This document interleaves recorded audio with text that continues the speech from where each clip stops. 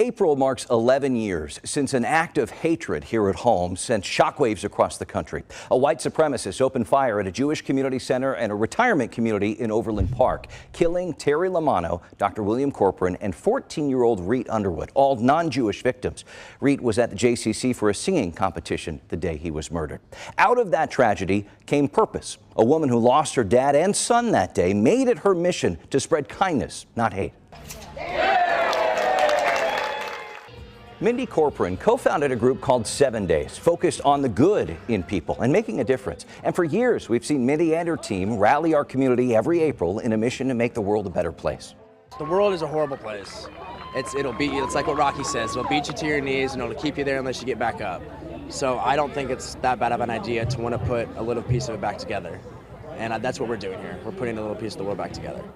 7 Days celebrates kindness through several events, like this week's Cultivate Kindness Breakfast. The group also has broadened its efforts to reach kids across the country with scholarship and grant programs. Here to get to the heart of the matter, please welcome back 7 Days co-founder Mindy Corcoran and welcome Abby Hill, a senior at Barstow, who's part of 7 Days Kindness Youth Leadership Team. Thank you both for being here ahead of a very busy week. Mindy, you know, 7 Days, as you and I have talked, has evolved and changed over the years, but the core mission has been the same. How important, especially now, is it to double down on that mission? Yes, so Cody, the core mission has been the same, and I think right now we can always say we can double down, but I get asked every year, why do we have to keep talking about kindness? Why is kindness important all the time? And I like to say it's very similar to when we travel on an airplane. And if you travel on an airplane, they'll ask you to put on your oxygen mask first before you help someone else. And it's similar to kindness. Put on your own kindness first so that you can help someone else and you can be a ripple of kindness. Yeah, it's an important mission there. And we know, Abby, 7 Days certainly focusing on kids this year. Yes. You're a member of the youth leadership team. Tell us what that's about and tell us a little bit about your work. Well, so the 7 Days Kindness Youth Leadership Team is comprised of over 40 teens in the Kansas City area, and we focus on learning about different people in our community and how to combat hatred. And so there are several events, even in this week for 7 Days, that the team's taking part in. Tell me about that.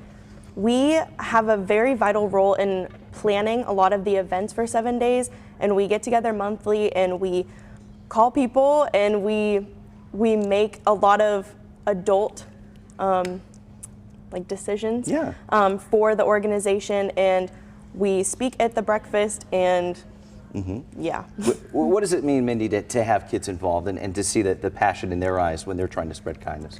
Yeah, so the students that are involved are, again, like Abby said, are very involved in what we do. So it's encouraging because we are helping them, like Abby said, adulting. So we're kind of pre-adulting them. They learn, we mentor them, so they learn about philanthropy, they learn about volunteering, they learn about event planning. They do call other adults and coordinate either catering or any kind of details associated with things. And in the meantime, they're working together as a group. So they come from all different schools and school districts in the area. About 17 different school districts are included. Some of our students are homeschooled.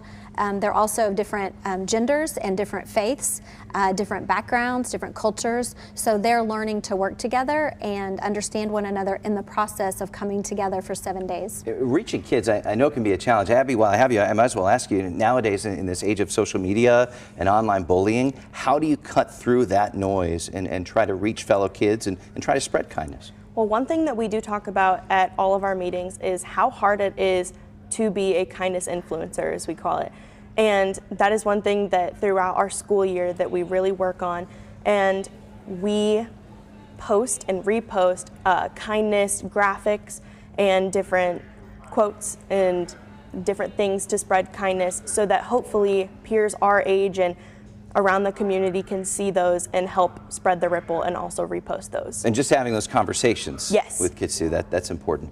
Okay, I do want to ask, tell us about 7 Days this year. We mentioned that there are changes and evolution, so what can we expect this year? So there are evolutions. I think there should be evolutions all the time. You know, you have to change with the times. So 7 Days this year is our Cultivate Kindness Breakfast. So we're focused on cultivating our youth, and so we decided the theme Cultivate Kindness would be a great breakfast theme. Our breakfast is sold out, which I'm super excited about. And in the meantime, anyone who wants to continue to help, they can participate in our silent auction. And all of that is found on our website. along with our Carry On Kindness cards that we have year-round, 24/7, 365 days a year. Just encouraging people to pay it forward. Absolutely. What a great idea. Carry it on. Carry on the kindness. There you go. Minnie Corcoran, Abby Hill, thank you so much.